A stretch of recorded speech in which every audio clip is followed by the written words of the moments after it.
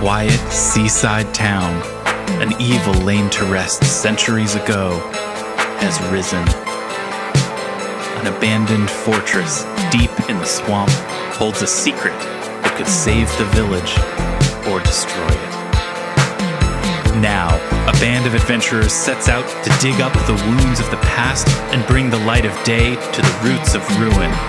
This is Tabletop Gold.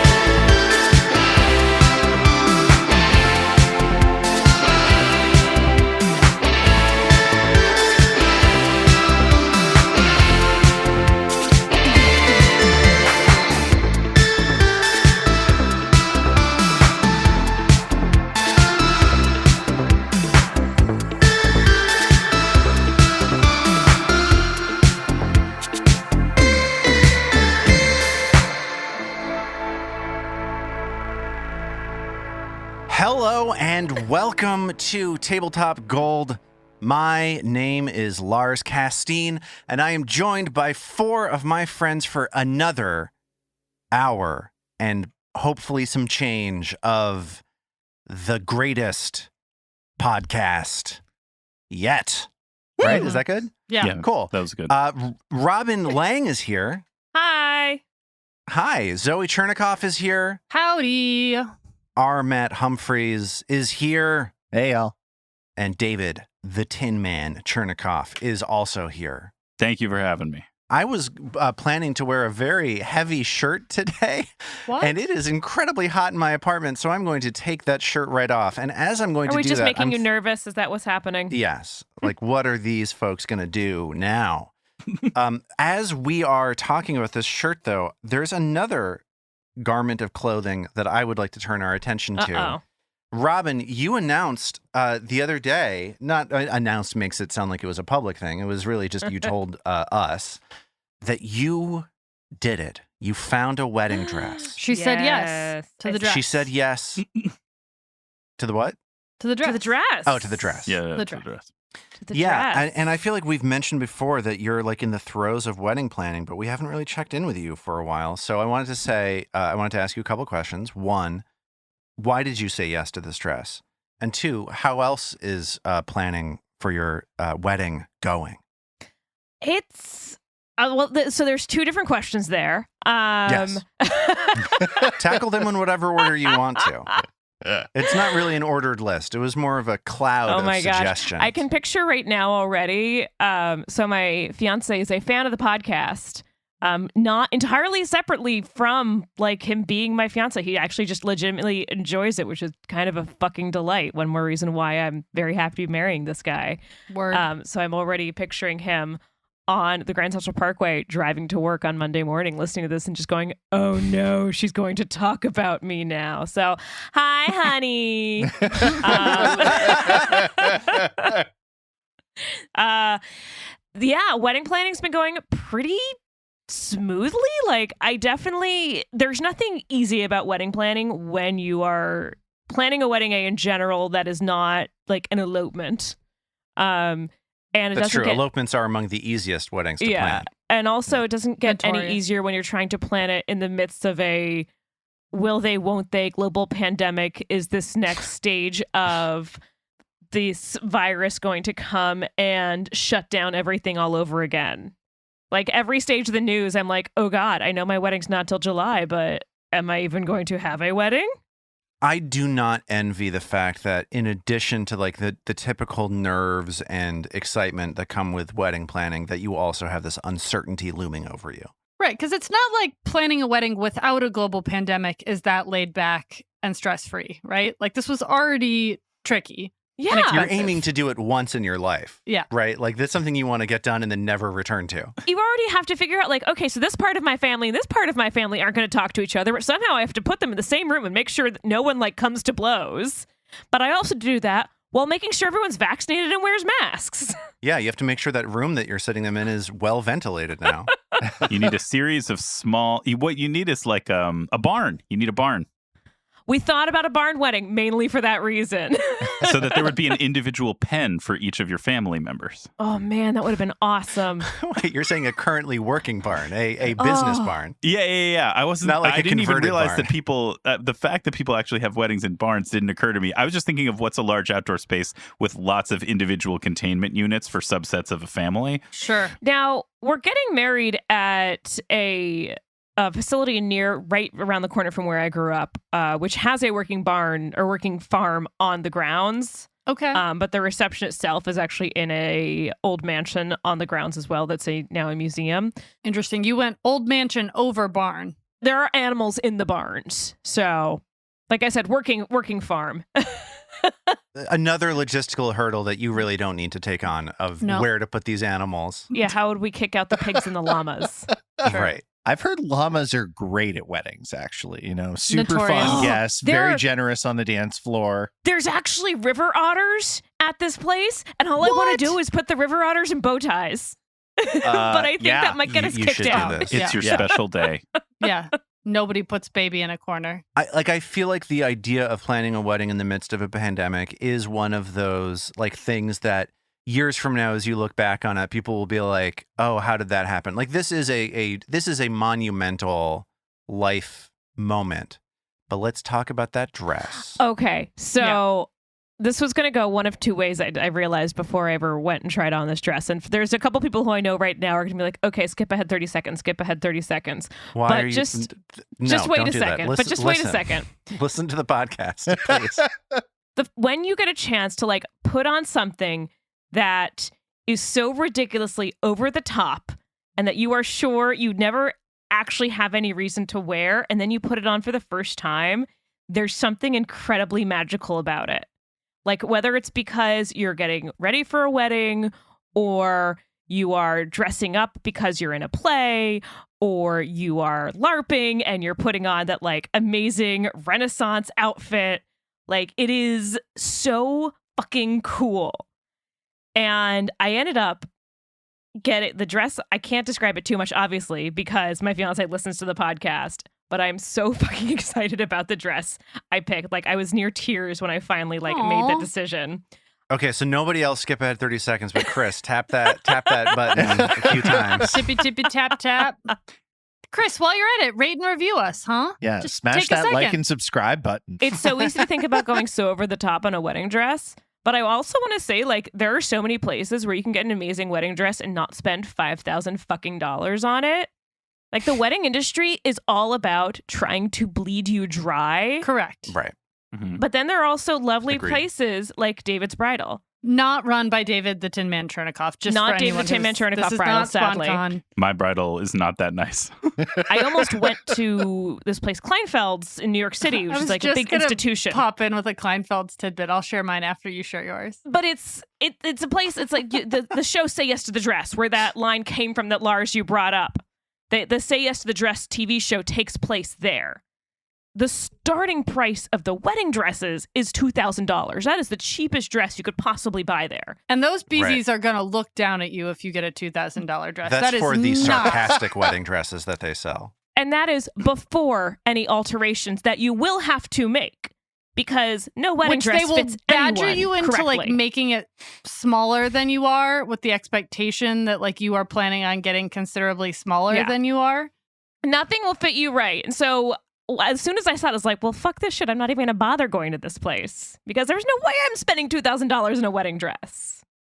Robin, you're saying a couple things that I want to react to. Yes.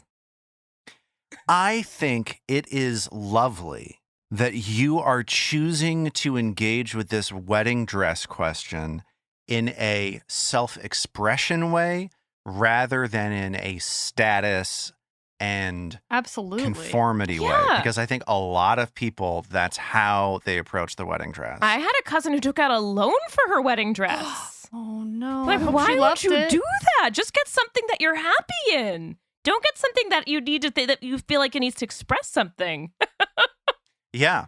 I think that the way that you're approaching it, like as somebody who has not ever personally bought a wedding dress, like There's still time, I've Lars. always yeah. Well, See how long this pandemic goes. I might get bored. Who knows? Yeah.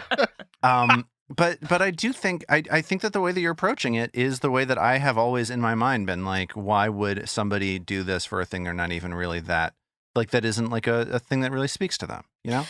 You got to put something on when you got an event like this. It's all about putting something on that when you put it on, like you feel this sense of joy. It's kind of like the same thing as when I not at the same degree, but to a very different degree. The dress I bought and then wore when I did my demo lesson for the teaching job I now have. I still love that the dress. idea that was a wedding dress. Yeah, did you wear a wedding dress? Wouldn't that be amazing? Vera Yes. Wang. It was like a I would $70,000 hire someone who dress. showed up for their teacher demo session in a wedding dress. Like, Lars knows my boss. Can you imagine what my boss would have done if I showed up to that in a wedding dress?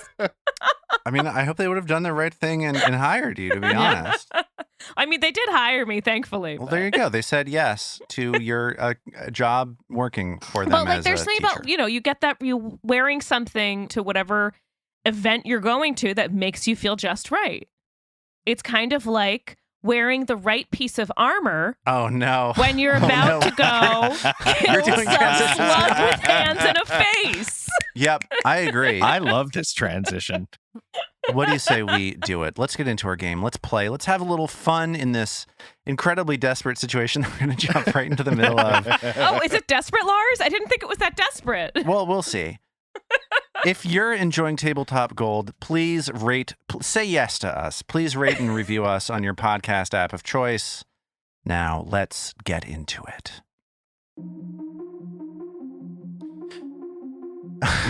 Well, I spoiled part of my recap just then. Your journey through the first underground floor below the ancient lighthouse of Gauntlet has landed you in a desperate situation. Bum, bum, bum. You're currently in a life or death fight with the leader of the Morlocks in his detritus-filled throne room.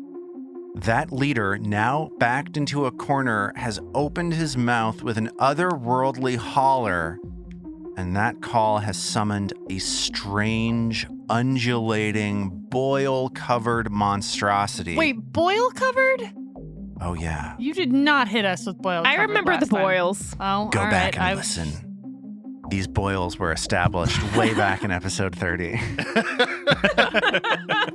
Anyway, this guy's got boils and the face and hands of a deformed human and a torso twisted into the shape of a slug. Presumably, the Morlock leader's pet.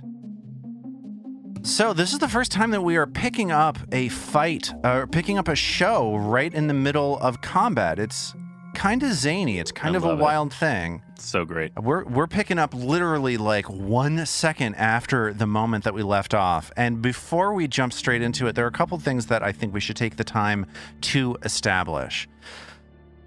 One, where everybody is. Like I said, we're in this small throne room. The Morlock leader is at the northeastern corner of the room, surrounded by Mag, Trill, and Vadim. Norman is on the far western edge of the room, hiding in a hallway leading back this tunnel that you came in through.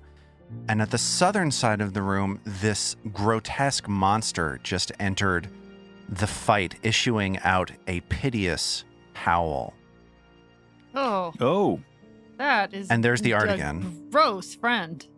wow. Oh, I see the boils now. Yeah, Yeah. there are the boils. They're There's a there. few. Mag has been hit a couple times. This Morlock leader is pretty badly injured, and Vadim is a little hurt. Also worth noting that Vadim is bleeding a little bit. More things that we should establish before we jump straight into it. Trill has cast Bane, so she is going to be re-hitting that spell to see if she can lower the attack rolls of the enemies in this fight. And also, the party has had some conversation about wanting to incapacitate this Morlock rather than killing him. I'm having a real reaction to this thing. David, doesn't this thing look exactly like those terrible growing animals we have in that little bowl full of water downstairs? I'm sorry, what do you have in your home? Are those like the things that start off as like those hard little plastic looking Correct. things and the That's kids correct. stuck them in water? Yeah, and they Context, grow babe. up to 600 times the size of the thing. We got a bad batch. We got... Boils all over them. No, Lars, they are covered. They've been in the water for like 8 hours and they are covered in bumps. They literally that's why I had this. Give it 24 hours. Terrible. It's an octopus, a whale, a lobster, and a yellow fish. And they're all covered in these weird pustule things as they expand. And our children love them. So I'm having one of these like. Did you put them in the same cup?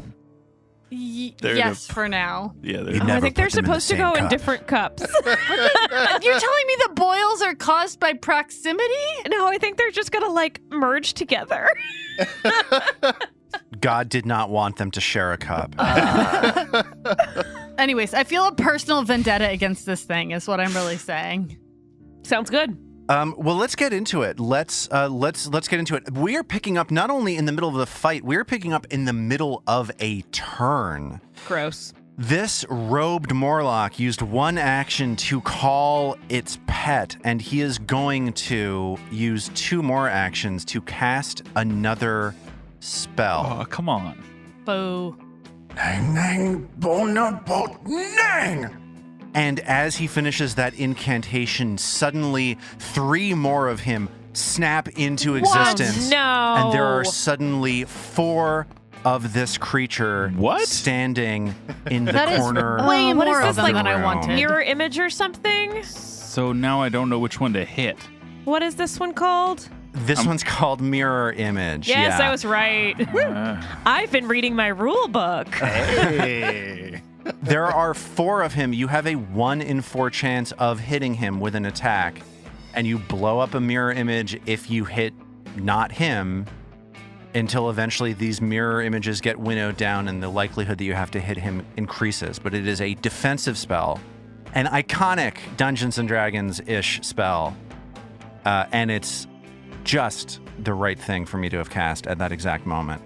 As he is cornered in the room, as his turn ends, he is no longer frightened by Mag's demoralize attempt, but he is still fatigued. It is now Trill's turn. Did we ever go back and did we ever do a full recall knowledge on this guy and figure out all of his bullshit? I think that you did. Yeah, I think that you did, and you got the information that you tend to get about Morlocks, which is, light blindness, sneak attack, that kind of stuff. But what's his bullshit?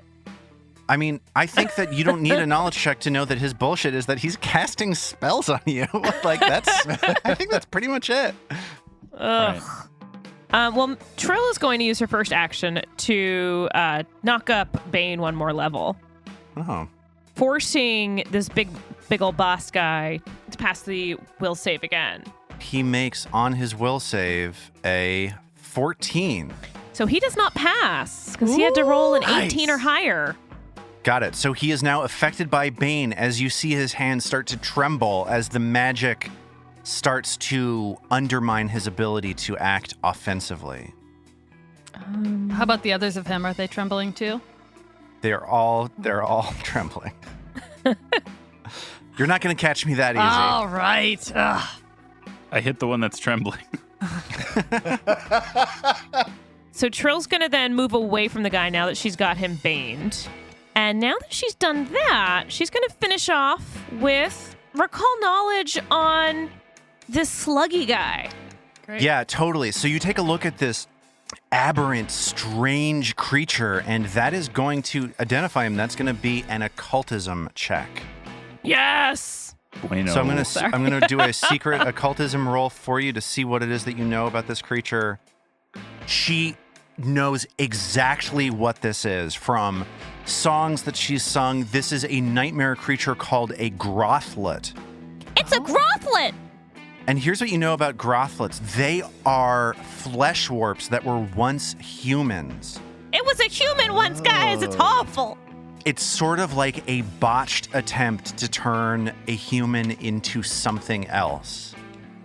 You know that they are immune to mental stuff. They're not going to get frightened. And you also know that when they die, their digestive organs rupture and explode, Oh no. making everything sick around it.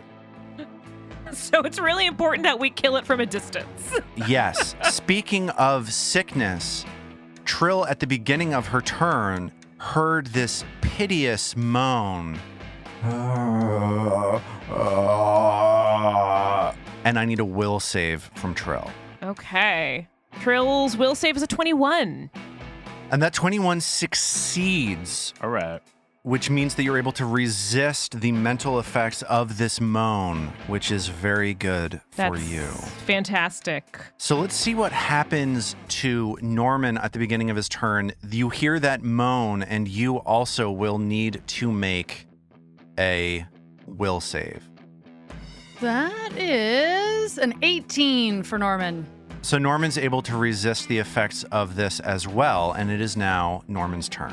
Norman is going to try and take advantage of the fact that this thing may not know where he is. So he's going to try and hide from it. Okay, so I'll roll a secret hide check for you. So that, because Norman is not going to know how well he hides in this situation. And then he is just going to fling some bones at it. That is a 23. The 23 hits as the bone squishes into the side of this creature. Am I rolling hidden sneaky damage No, or you're not. No, you are not. Norman does 4 points of damage. And here we are now. It's what I'd like to call the top of round 4.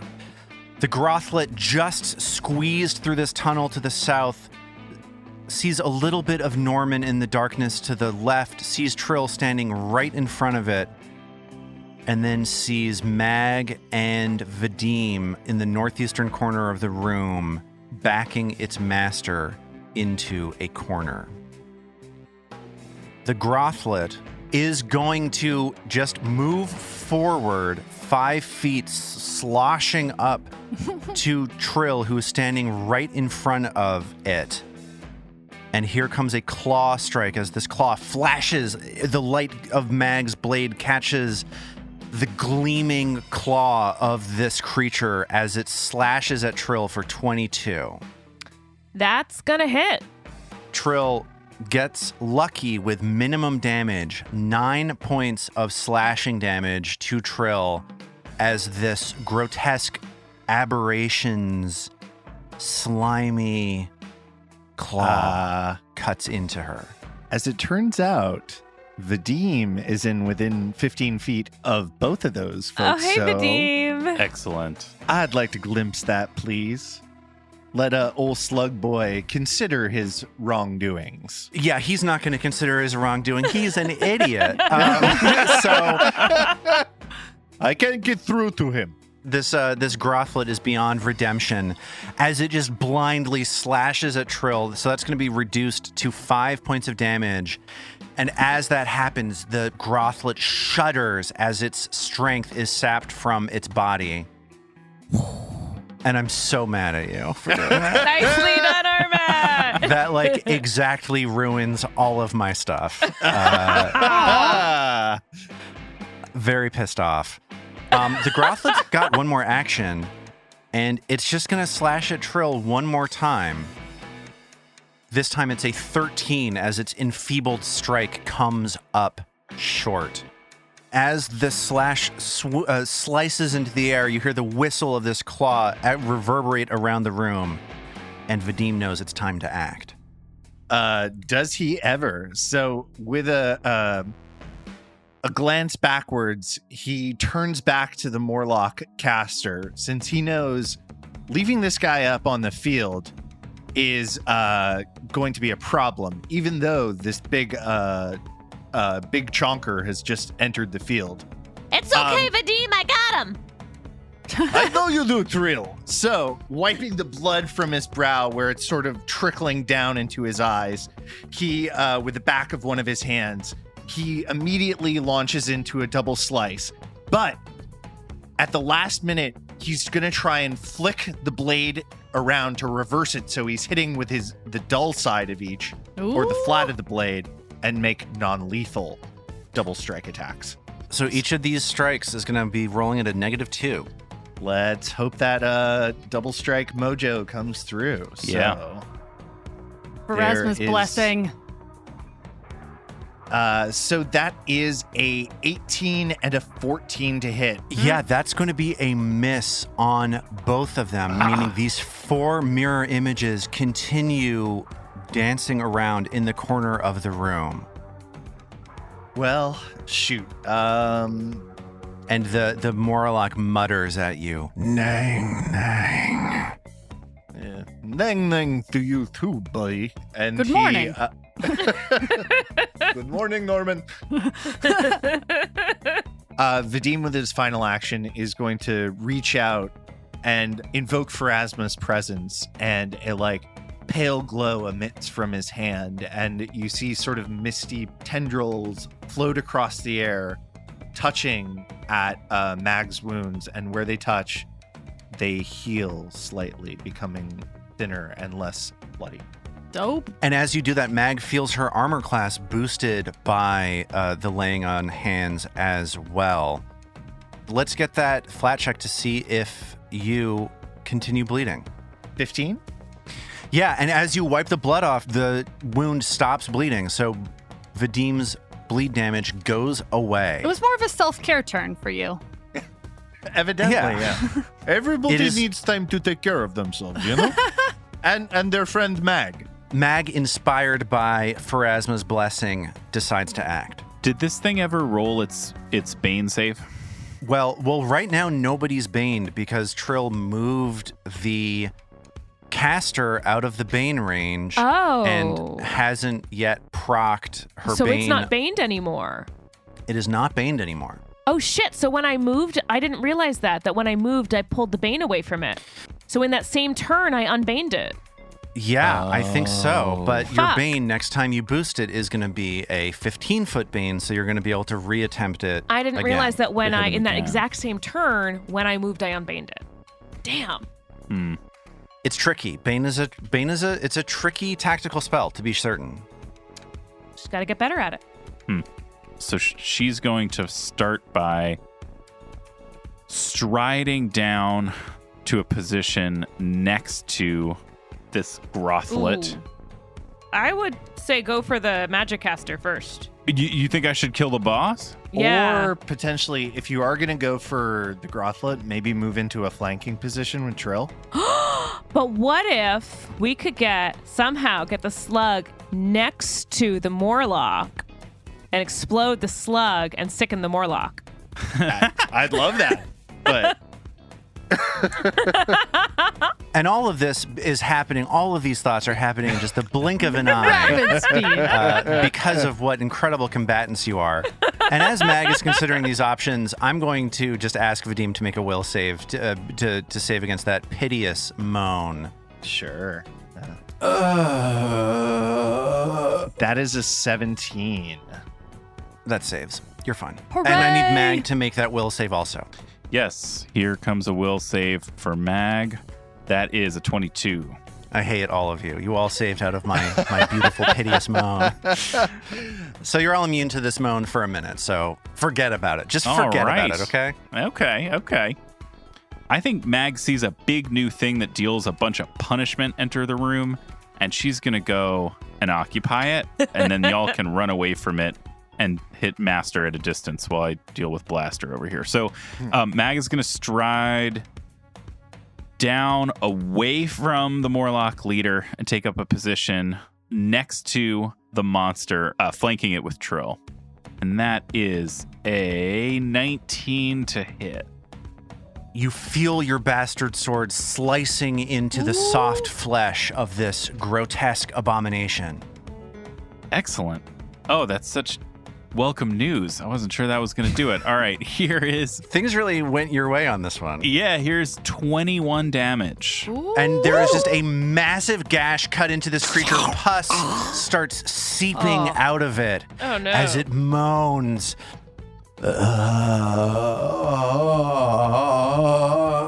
Now that's a piteous moan. With her third action, Mag is going to try and trip it. So I will give you an athletics check. And you're going to have to take one hand off of that sword to do that. Ooh, tricksy. Yes, Mag will use a free action to free up a hand, and then we'll try to trip the Grothlet. And that is an 18 to trip. And that is enough for this Grothlet to be swung back, landing with a splat on its back as the Morlock in the corner of the room cries out, "Nang, nang, bonobo!" And Mag, standing over its now prone body, screams, "And stay down!" And the Morlock in the corner of the room, or it's going to run away from Vadim to get out of his reach. Although it is fatigued as it sort of struggles to climb up onto its throne, standing up with both feet on the soft cushion of this throne that it has built for itself.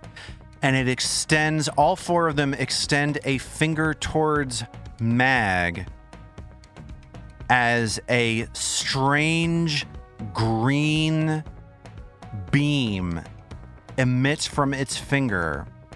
That is a 31. Mag has lesser cover, so Mag's AC is 1 higher. Well, that 31 is a critical hit. against Okay. Mag. I need you right now to make a DC 21 Fortitude save.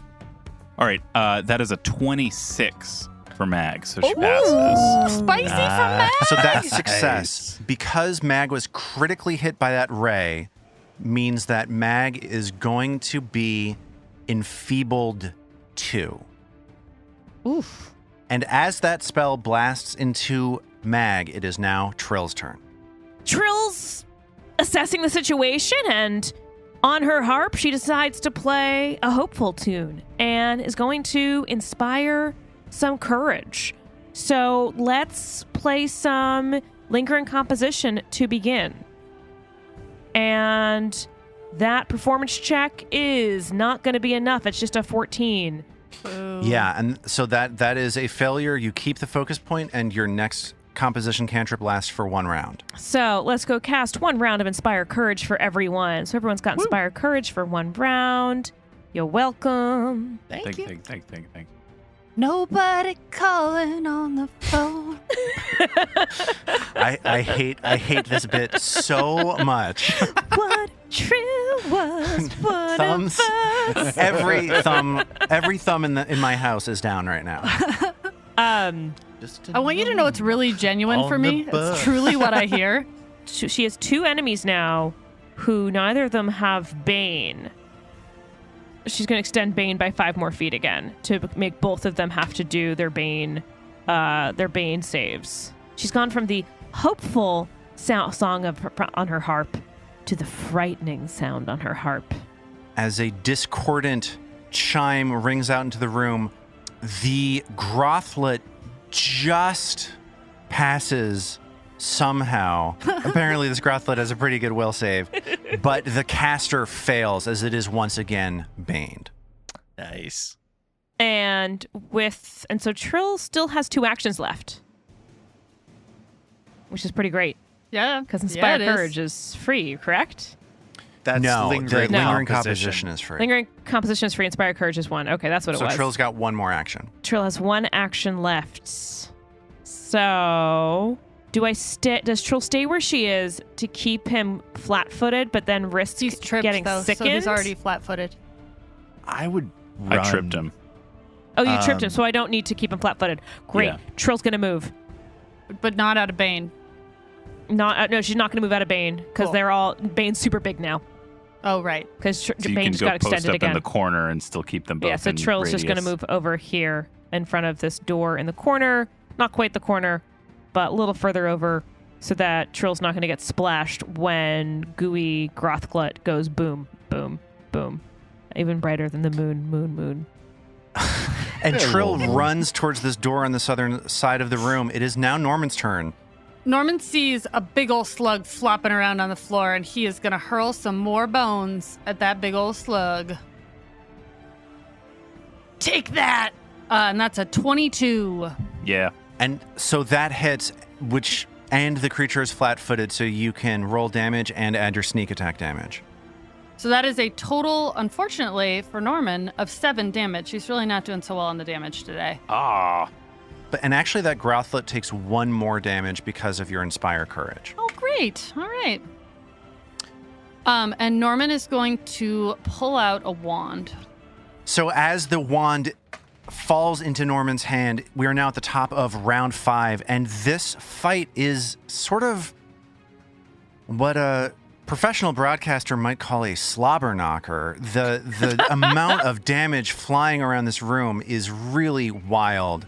In the southern portion of the room, this Grothlet is knocked down onto the ground and has been enfeebled by the weight of guilt that Pharasma has put on top of it for being, let's just call it, a bad person. Mag is poised right next to this creature, and Norman is hiding around the corner in the hallway. And then on the other side of the room, jumping up and down on top of the throne, is this Morlock leader with Vadim and Trill to the southeast of it, looking in its direction. It is now the Grothlet's turn. It is going to take 1 action to get up off of the ground. It squishes onto its feet and moans again.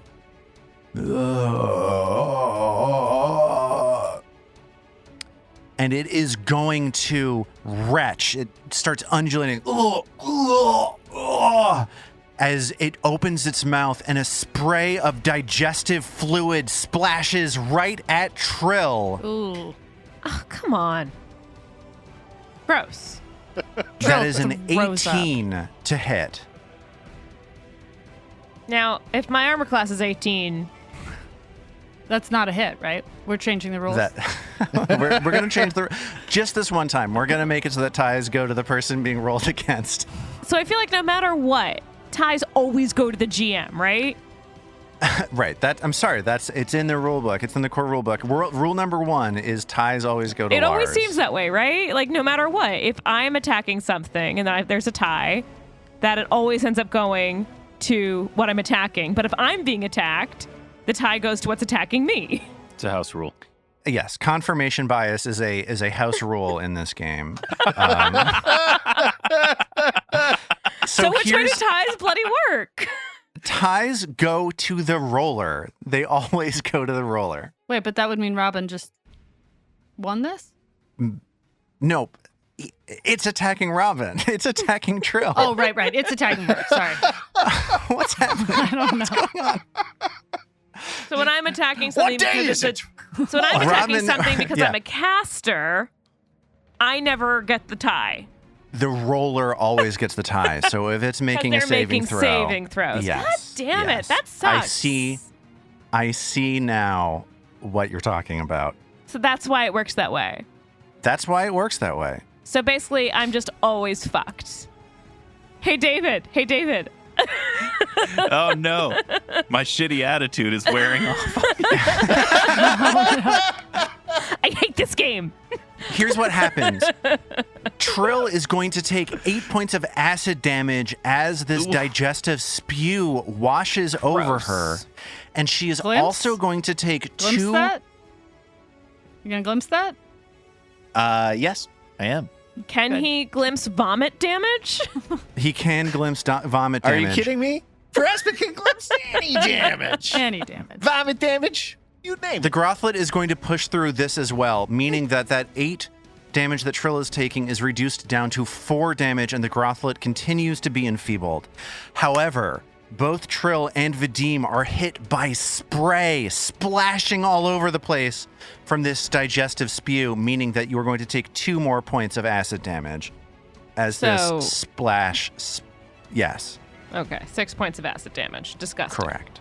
It is disgusting. I thought it was cool, but Takes two. apparently everybody thinks I'm a jerk now. So I mean, that's literally your job. it is my job. It was. I thought it cool. was awesome.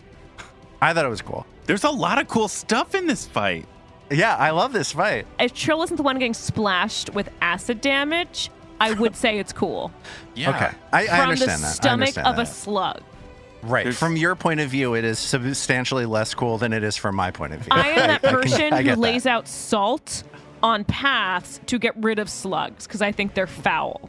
Oh, well, let's dig into that next week. For now, though, this Grothlet is going to dig into Mag with a claw. That's not a great roll. That's 15 to hit as it struggles to lift its arm to strike out at Mag. That's it for the Grothlet's turn as Vadim sees that it is time to act. He's going to stride west across the field so that he is in the position that Trill has recently vacated, flanking the Grothlet with Mag. However, he's going to turn on his heel and spin and look the Morlock leader dead in the eyes and say, "You didn't think I'd forgotten about you, did you?" And then he's going to make a non-lethal double slice again. Woo-hoo. So, on the die for his first Aldori Dueling Soldier strike, it's a 20 for Oh, a total of 28. Oh, crap! Gotta draw. Nice. Nice. Does Nice. he hit anything, though? And then a 14 That's with a a good- dagger strike. That's a great question. So the 14 with the dagger strike is going to be a miss. So the way that mirror image works, before we deal with this crit card, if that's cool with you, Yeah. if an attack roll is a critical success and would hit one of the images is destroyed, and the attack roll becomes a success against you. So the All question right. is, do we use this crit card or not? Yes. Interesting. The unfairness of it all. I think we don't. I think that this is not a critical strike anymore. I think that you're just doing regular, Wait, why wouldn't you draw a crit card? because the way that mirror image works, he just Oh. blew up an image and it reduces that critical hit regular to strike a on them. regular strike. So I don't think you draw the crit card, Yeah, I think which that. continues a flawless record on my part of making people feel bad about not being able to draw a crit card. That's correct. Yeah, yes, I, 100% correct. You're hate it. welcome, America. Look on the bright side, Lars. It isn't me this time, so you don't have to hear about it all week. I feel something. What is it? It's creeping into. It's a bad attitude. Yeah. It fucking sucks, bro. There it is. Fuck that yeah. Grothlet. Fuck that Morlock. The good news is that there are now 3 images of this Morlock in front of you, and you get to roll damage against it. All right, let's see what that damn do. That is 6 damage. It sort of goes, oh, as this slash cuts into it. That's 3 actions from Vadim, which means that it is now Mag's turn as Mag looks past this weakened, aberrant, pathetic creature and sees Vadim distracting it. What will Mag do? All right, with my first action, I want to extend the range of my bad attitude by 5 feet. Correct.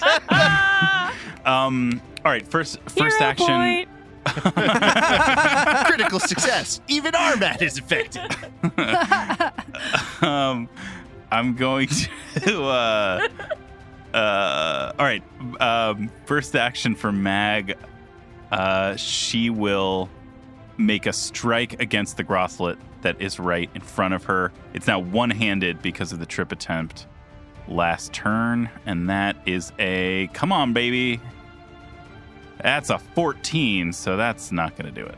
So Mag, enfeebled, off balance, puts in a bad swing. She sure does. I'll spend an action to grab the bastard sword with a second hand, so that if I hit this thing, at least I get the extra damage. And I'll use my third action to then strike it again, which is probably not going to work. Oh, that's an 8 to hit. Oof. That bad attitude is catching. Mag is just so affected by by this enfeebling ray from the caster. She swings twice, just can't maneuver the bastard sword where she wants to go. and it is now this spell casting Morlock's turn. That spellcasting Morlock is going to jump off of the throne, run towards so the he corner. needs to make a will save. Why is Why? that? Because Norman has a wand that is a reaction wand. When a What? creature strides, Norman is firing a lose the path wand at this fellow. Love it! If he critically fails, Norman gets to control where he moves, which Is this a wand or a scroll? it's a scroll. I'm sorry. Okay. When I said Okay, I pulled very a good. wand out before, I meant a scroll. Cool. So Mr. Morlock Man needs to make a will save. He rolls a 1 on the die, critically failing as he attempts to run across the room. What does that mean to me? That means because it is a critical failure, I get to everything is difficult terrain for him, and Norman gets to decide where he moves during his stride, although I cannot move him into hazardous terrain or somewhere he cannot stand. Okay, so where is this guy going to move? Well- As you magically control its mind to make it move So he in is a certain direction. moving 10 feet down right next to the sluggy slug, which I acknowledge has some risk, right? But I think the best, given how far he can move, I can get him to be next to this thing if we kill it and get sickened. Okay. Question, Lars. Yes. Do all 3 of him move or just one? Because I want to hit the one. I'm right now. I'm going to have it so that all 3 of them The move. move. Okay. Robin, I apologize. He's next to you. Oh, this is fine. Norman locks eyes with this creature as it realizes what's happened, and as he locks eyes with it, he feels a pain in his mind. This Morlock reaches out its fingers and twists them around, and Norman feels as though these fingers are within his eyes, scratching at the inside of his skull. Oh, Jesus Christ! I need Norman to make a will save now. 18. That means that Norman fails. Ooh. You're going to take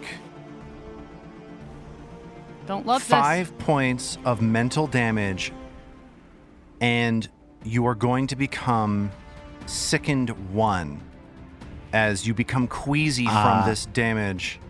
Glibs, please. Are you close enough? I believe I am. Yeah. Yeah. yeah, he's right between okay, them. so you can glimpse, which he's going to push through this. He's desperate, and I imagine you're going to use weight of guilt on it to make it so that it is stupefied rather than enfeebled. Yes, and please. Okay, so he grabs his head and screams as Norman only takes 1 of that damage from this mental attack. Norman still becomes sickened 1 and will be starting to take 1d4 persistent mental damage as this pain reverberates in his mind. Now, if Norman recovers from being sickened, this persistent damage will go away. But for now, Norman is being tormented by this mental image of fingers scratching around the inside of his skull. He's coming for my teeth! Get him out of there! It is now Trill's turn. Wow, that was dark. As Trill, standing right next to this caster who has just been planted right in front of her by Norman's magic. Yeah, that was a weird choice, Norman. Well, so I need him next to the guy. I don't know, guys. Trill is going to extend Bane again, because I'm still trying to get Trill is still trying to get that Grothlet, because the whole purpose of Bane is to weaken attacks. Trill extends Bane, meaning that Bane now has a distance of 20 feet radius. The Grothlet rolls a 20 on the die on its will save. Damn it, that is not Grothlet. affected. That's will saves are freaking. You're doing a good job, Lars. I don't like it. Hey, I'm great at rolling dice. Never let it be said that I don't know how to roll a die. Okay, so with Trill's last 2 actions, then let's just do a classic old Trill move of Ray of Frost. Can it non-lethally Oh. whatever? Yeah, because we want to non-lethally. We want to In knock theory. this guy out. That's yeah, what it Ray was. of Frost has an attack roll, so she can choose to pump it down by 2 to make it non-lethal. Oh, is that right, Armat? You're saying that only wizard can do non-lethal? Yeah. Is that right? I think my sense is yes, because the wizard has a feat that's called non-lethal spell that lets them do non-lethal spell, Yeah, which sorry, indicates to me You're that absolutely right. Weapon attacks can be non-lethal. So the spell cannot be changed to There's non-lethal. no way for Trill to attack him, actually, and make it non-lethal. Well, you could get a weapon out. punch. That's not useful for Trill at all. You could hit the Grothlet. Yeah, hit the Grothlet with the frost. Okay, so Trill, I guess, will attack the Grothlet with her Ray of Frost and see how that works out. That's not going to hit anyway, so it doesn't really matter because that was only a 14. She only rolled a 14. That 14 misses. The Ray of Frost goes wide and slams into the door, or slams into the top of the tunnel that Norman is hiding in. Sorry, guys. Wasn't able to do much there. And it is now Norman's turn. That was frustrating. That was a worthless turn. Norman, of course, has a lot of things happening right now. Norman is sickened 1, and Norman is taking a D4 of persistent mental damage. Norman is going to try and distract the Grothlet. There's been a lot going on. His master has just moved down, so he is going to try and create a distraction to see if he can gain a flat-footed advantage against the Grothlet. Norman rolled an 18. And it swivels around and looks at whatever it is you're trying to get it to look at. Meaning that you are now hidden from it. He's trying to get it to look at the other 2 Morlocks who he's briefly gotten to dance very quickly, just for flavor. And then he is going to fling some bones. It's been working for him so far. That there slug gets hit by some bones. And that is a 17 to hit it. That 17, only because it is distracted by you, hits. Oh, crap. Oh, right. It turns its head, and then Nice. suddenly, bonk, in the back of its head, a bone slams into it. All right. And then with his sneak. Okay, Norman, there's a little bit better damage. All right, so that is a 10 total damage. And this Grothlet looks very close to death. Going to use, he has a hero point that he's going to turn in for a card that I don't want to say it's a long time coming because we only started doing this in episode 25, but I want to give a big shout out to Lex from North Carolina, who has given us figuratively a bite attack. Hold on a second.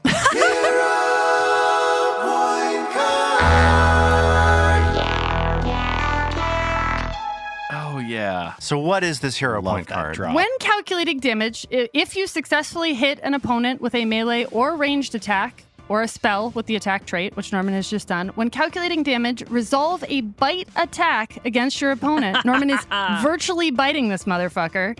With the same degree of success as the triggering attack, and it gains the trait and damage type of the triggering attack. You deal 1d4 damage, or the damage of your existing bite attack if you have one. I am sorry to inform everyone, I do not. It's a sore point for me. But anyways, Norman gets 1d4 additional damage. Yes. Very good. As this bone bites into him, Yeah. the Grothlet. It's So what do you roll on this extra D4 damage? the mandible. That's 3 extra points of damage. Does it kill him? It does not kill him, sadly. Damn it. Can Zoe also read the flavor text that Lex wrote for that? Because it's delightful. It is. Perhaps Frown's magic weaves itself into your own, or perhaps a sense of brutality and oral fixation finds an outlet in a foe already knocked back by your ferocity. Whether you literally bite your opponent or channel the concept of biting them, they will certainly not forget or ever physically and mentally recover from this encounter. Well, I think that's true. This guy is probably not going to mentally recover from this situation as Thank it you, looks Lex. towards. Thank you, Lex. Thank you, Lex. As this creature looks towards Norman.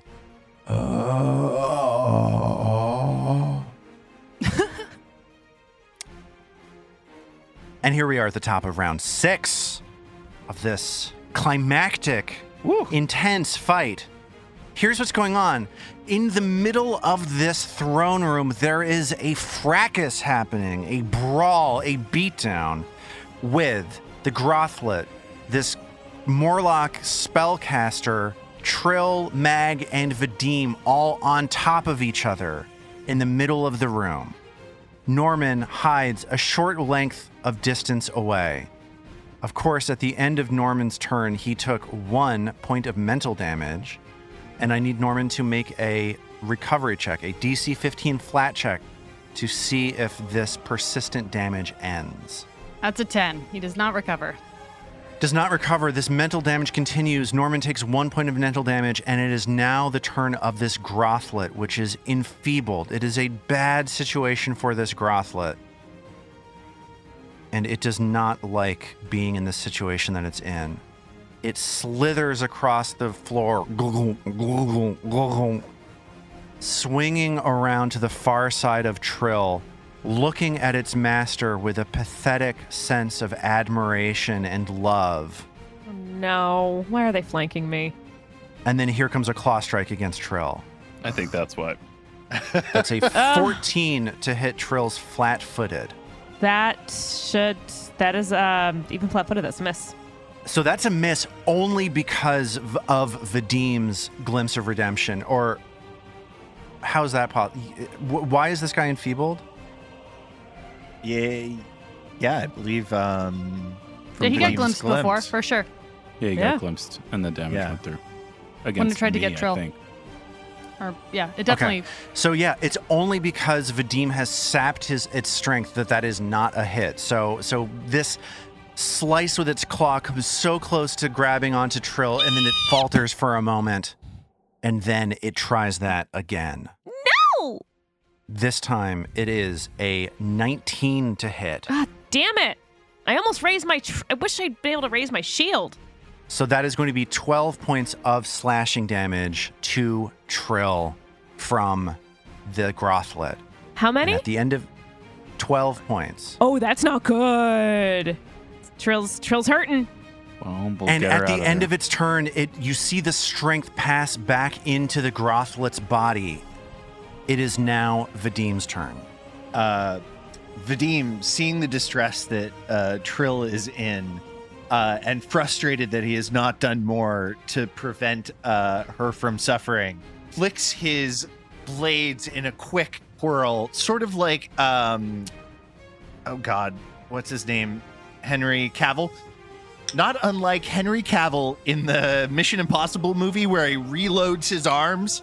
You're That's cocking kind of your what- biceps? He cocks his biceps and he makes a double strike, non-lethally, of course, at the Morlock Wizbro. Yeah. That is a 17 on the first strike and a 25 on the second.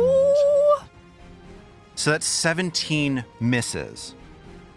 Flat out misses. The 25 on the second, there are currently 2 images up of this creature. Is that where we are Actually, on? Can I hero point the first roll? I would like to Sure. see if I can do a little better with that. Sure. So I'm going to just use a hero point. Lars, I think there are 3 of it. Yeah, I don't think. That is a 21 on the first roll. Ooh. So with that hero point, that 21 will hit, the 25 will hit. First up, let's do that slice from the Aldori dueling sword. There are 3 of it, meaning that you have a 1 in 3 chance to hit it. I'm going to roll a d6. On a 1 or a 2, you will hit it. That is a 1. Yes. As Vadim catches the actual Morlock caster. Well, because he saw the one that Norman didn't make dance. Yeah. You just hit one to hit. Good work, Norman. It was the not dancing one. I'm doing a remarkably unnoticed good job here. I'm just saying. I've done very little this fight. So that is. the feeling. I too know this feeling of self-disappointment and frustration. So that's 3 damage from the Aldori dueling sword. It looks really cool, though. So now we're Beautiful, going to yeah. do this dagger. Once again, there are 3 images up, so I'm rolling a d6 on a 1 or a 2. That's a 3 as Vadim stabs into one of these shimmering images. There are now only 2 images of this creature in front of Vadim, and it looks very badly injured. I still have a third action, I believe. You know what? Let's go for broke. Vadim is gonna make a just strike at it with his offhand dagger non-lethally. So this will be at a -2. This is Hail Mary mode right here. I like it. Worked before? I'm pretty sure a 4 is gonna hit. Yes, that does. Oh, Zoe says it does. Yeah. I'm gonna have to If check Zoe the says math. it- I'm pretty Okay, it sure seems like- Raw says if Zoe says it hits, so Yeah. you're good. Damn this raw. So as Vadim slashes out wildly off balance, it is now Mag's turn. Sorry, I just want to get the rules on the non-lethal strike thing. If it's a non-lethal strike and it hits, it does a bunch of damage, and if that damage would have killed it, it instead just knocks it out. That's exactly correct. Okay, all right. Yeah, so Mag will start with a non-lethal strike against the caster that is still next to her, hasn't retreated. And that's a two-handed strike because she grabbed the weapon back last time. And that's a 12. That's a 12 as this enfeeblement once again hinders Mag's ability to swing her sword. That's a miss. It sure is. All right, so from there, Mag will move across the room. Oh, I should have escaped the stupid Grothlet. I forgot I had that. Irritating. Mag will instead move across the room to where the Grothlet has gone. It's kind of hiding in a corner with Trill on one side of it, and it's back against two walls, so there's one open spot next to it. And Mag is going to move into that spot with a sudden charge. So as she arrives, she sort of leaps off the ground to generate a little bit more power, and as her feet land solidly beneath her, she swipes downward with a diagonal blow toward this weakened monster and rolls a 26 to hit it. That 26 absolutely hits as this Grothlet gets sliced open. Let's roll damage. Let's roll damage, kill it, and have the acid that explodes from it knock Trill I unconscious. was just about to say. Should be good. That is 17 damage. And that 17 points of damage does exactly what you suggest it does. As you slice into this creature, and Trill sees its internal organs start to rupture. Everybody within 30 feet, which means everybody in the room. Okay. I'm going to have each of you make a fortitude saving throw. This is a big issue. We're going to see what happens. It could kill the caster, too. Oh, Right? yeah. Shoot. Now, here's how much damage you have coming out at you from your poison. This is 4 points of acid damage, and anybody who gets hit by this is going to become sickened. Norman rolled a 20 on the die for a 24 on that fortitude save. So Norman resists all of this 4 points of damage as this creature blows up in a spray of acid. He's too busy clawing What at did- his how face. did- It's in my teeth. Get it out of my teeth. How did Vadim do on this 19 fortitude save? Vadim rolled a 23. Ooh. So Vadim is going to take half damage. That's 2 points. How did Mag do? Mag rolled a 14. So Mag fails. Mag is going to take 4 damage. 4 points of acid damage and feels herself get sickened 1. Add it Now to the Trill. list. How did Trill do on this fortitude save? You said it was a 19. DC 19 DC fortitude 19? save. Trill rolled an 18. Oh. Trill What about takes- Inspire? What about Inspire? Do we have Inspire? No. Inspire doesn't there's, affect saving throws. Is it flat-footed? Trill's flat-footed. She's So so Trill- small, the gunk can't get in her mouth. Trill had 2 health left. Oh, should we hero point it? Do you have any? It's a hard save to make. Oh my god. So that 4 points of damage as the Grothlet explodes in Trill's face. 4 points of damage. She falls to the ground, unconscious and dying 1. Tiny little body crumples down. And as Trill's tiny body falls gently to the floor, Mag whips her head around in horror, acid still sizzling and singeing and smoking off her own arms, and whips her head around and says, "Trill, no!" Trill isn't saying anything. And now because it was Mag who killed Trill, Oh, Trill goes right before Mag in the initiative order, so she gets a full round before she has to make any saves. This is a bad situation, though. These 2 dancing Morlock spellcasters in robes. I was gonna say, did they pass They're their about- saves? They're about to die. Them? Yeah, that's a great question. So they try to make a fortitude save to not be singed by the poison of their pet. That is an 18, meaning they fail. They are going to take 4 points of damage. Would you say confirmation bias is a house rule? Is that part of what's driving this? They are now sickened 1, in addition to all of the other horrible things you've been doing to this creature. So this creature is now sickened, fatigued, dazzled, stupefied, Soldiers and die. baned. And it's still alive. It's still alive, Okay. but Cool. just I was like Barely. sure that acid damage, after all of the attempts to keep it alive, that acid damage was going to finish it off before we had a chance. I was No. worried about that too. Ugh. I thought so also. This Morlock scuttles to the far western edge of the room, and once again, a crack of sound bursts into the room, and a plume of tendrils extend from its hand. Ugh. Here's how much damage are coming out with these tendrils. It's 3 points of damage. Vadim and Mag are targeted. They each need to make fortitude saves. Vadim critically failed his roll. Oh no!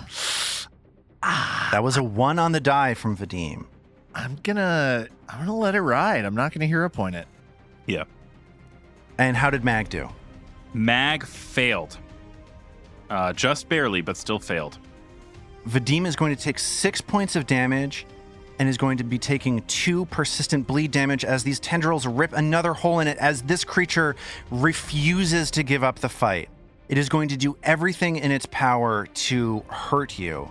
Mag, having failed it, is just going to take 3 points of damage. At this point, lights blinding it, this creature is going to open its jaws and try to bite down on Vadim. Oh, this guy gets a bite attack? Yes, it does. Literally, a bite Bastard. attack. Literally. It passes its check to not be dazzled. So that's a 19 to hit Vadim. That will just hit. Ooh. And Vadim takes 7 points of piercing damage as this creature bites into Vadim relentlessly. Wow.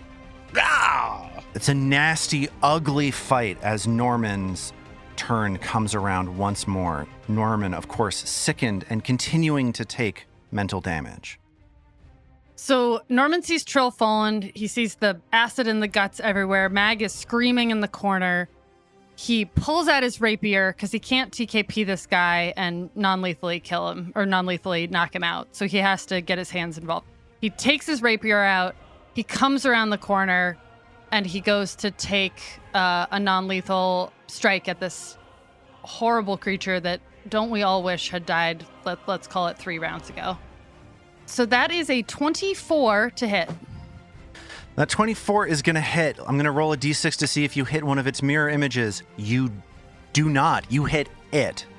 Go ahead and roll damage. All right. For Norman, Christ's Norman, sake. Norman. That is 2 points of damage. Oh. Oh. Pharasma has not smiled on us tonight. Please let that be all he needs. And the creature is still up. Good God. Okay. Here we are.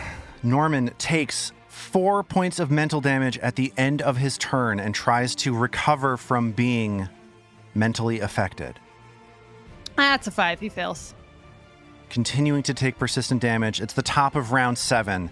This room is covered with a sickening, gross stomach acid. Everyone is singed. Everyone is tired. Everyone just wishes this creature would die. So badly. But it won't. No. Until you kill it. Not yet, anyway. And whose fault is that? Yours. Mine? Maybe. It's the top of round 7. Vadim and Norman have this Morlock pinned against the western wall as the unconscious body of Trill lies in the middle of the room, Mag standing with her back against the opposite wall, just feet away from Trill. It is now Vadim's turn. He is bleeding from the face. What will Vadim do? Again, he is used to this new slash where the tendrils have cut through his face, and he wipes the blood from his brow and immediately launches into a furious flurry of blows and slashes and stabs at the Morlock Lord using a double slice, non-lethally. That is a 25 and a 22 to hit. Yeah, it is. Oh. Wow. Okay, yes. Both of those will presumably hit. Let's see if you hit a mirror image with that first strike from the dueling sword. You do, as the last of these mirror images disappear. But the last one, you're going to get him. Roll All damage right. with that dagger strike. Let's hope it's a good roll. Max damage. Oh, yeah. 7 non-lethal. Maximum damage as the Morlock crumples to the ground and everybody hits level 3 for dismantling the Ghost Queen Morlocks. We will see you next week. Wait, but Trill's still dying. Oh yeah, Trill's still dying. But she's level 3 and dying.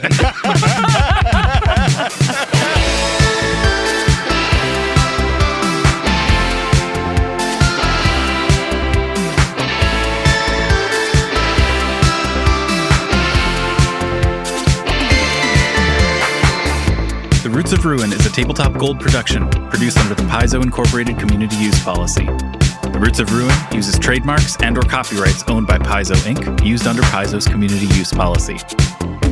We are expressly prohibited from charging you to use or access this content. Paizo does not recognize, endorse, or sponsor this project in any way. Original characters and content are the property of Tabletop Gold. For more information about Paizo Inc. and Paizo products, visit paizo.com. We at Tabletop Gold would love to hear from you. Email us at letters@tabletopgold.com and find all our social links at tabletopgold.com.